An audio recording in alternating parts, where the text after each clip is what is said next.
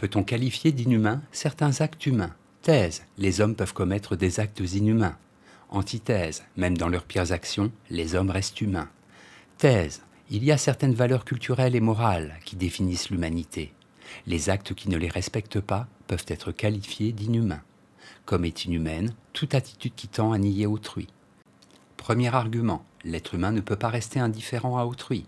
Je suis responsable d'autrui sans attendre la réciproque, dût-il m'en coûter la vie, écrit Emmanuel Lévinas dans Éthique et Infini. Est humain celui qui ne traite pas son prochain comme une chose, comme une bête, mais comme son semblable. Tout comme moi, mon semblable est un être intelligent, sensible. C'est en tant que tel que je lui dois le respect. Deuxième argument, l'homme ne peut être dénué de conscience morale. Amoral est le criminel qui viole, torture, puis tue ses victimes. Ses actes sont totalement inhumains. On ne peut même pas dire qu'il obéit à un instinct animal. L'animal tue par nécessité et n'en tire aucune satisfaction sadique. L'intérêt, l'ivresse du pouvoir, le fanatisme peuvent également conduire les hommes à commettre des actes innommables. Il n'est que de penser aux atrocités commises dans les camps de concentration allemands. Troisième argument, celui qui ne domine plus ses instincts est inhumain. À l'origine des règles sociales, morales, des lois, il y a la nécessité de contrôler les instincts. Ce contrôle a pour but de favoriser la vie collective et la collaboration entre les êtres. L'homme a besoin de son semblable. Ne plus dominer ses instincts revient à nier autrui. Une telle attitude est parfaitement inhumaine. En bref, l'humanité de l'homme repose sur sa conscience morale. Nier la dignité, l'intégrité d'autrui est inhumain. Antithèse. Si l'homme est un être humain, tous les actes qu'il accomplit sont humains. Même lorsqu'il torture son prochain, il n'agit pas à la manière d'une bête. Seul être humain connaît le bien et le mal. Premier argument, la notion d'humanité n'est pas seulement synonyme de grandeur. C'est le XVIIIe siècle qui a attribué à l'humanité toutes les vertus. L'homme est bon par nature, dit Rousseau.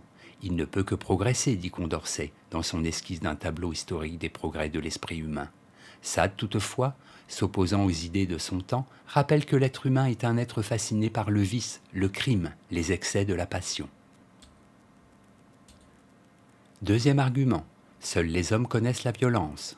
Si l'on veut définir les traits communs à toutes les cultures humaines, il ne suffit pas d'évoquer la religion, l'habitat, l'hygiène, les interdits portant sur la sexualité.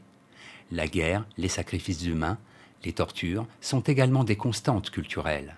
En ce sens, les animaux ignorent la violence. S'ils se battent, c'est seulement pour vivre et se reproduire. Troisième argument, l'inhumain est une notion humaine.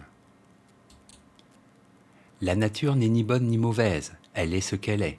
Les notions morales de bien et de mal sont purement humaines. Cela signifie que tout ce que l'on peut qualifier d'inhumain reste humain, puisque l'échelle de valeur à laquelle on se réfère ne renvoie pas à la nature, mais à des impératifs culturels que l'homme est le seul à avoir institués.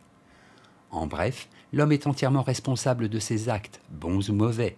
Il demeure humain, même lorsqu'il nie autrui ou commet les pires crimes. Synthèse. Il y a effectivement contradiction à parler d'actes inhumains dès lors que l'on se réfère à l'homme, lequel est d'abord et avant tout un être humain. Tout ce qu'il pense, tout ce qu'il fait renvoie à sa propre nature, en ce sens qu'il construise des villes ou les détruise, qu'il aime son prochain ou qu'il le réduise à n'être qu'une chose, tout cela lui appartient en propre.